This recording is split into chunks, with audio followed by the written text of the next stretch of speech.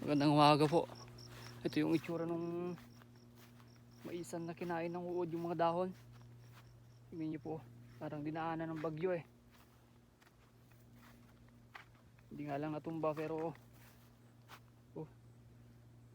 grabe, pero sa awa ng Diyos eh may bunga pa rin.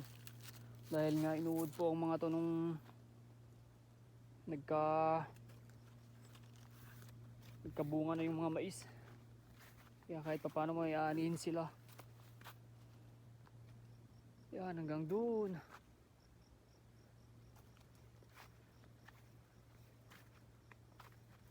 Yan. Ito naman po pagkakaiba nung may dahon, no? Kahit pa paano inuod din po to, kaso na sprayan kaya hindi masyado. Yan.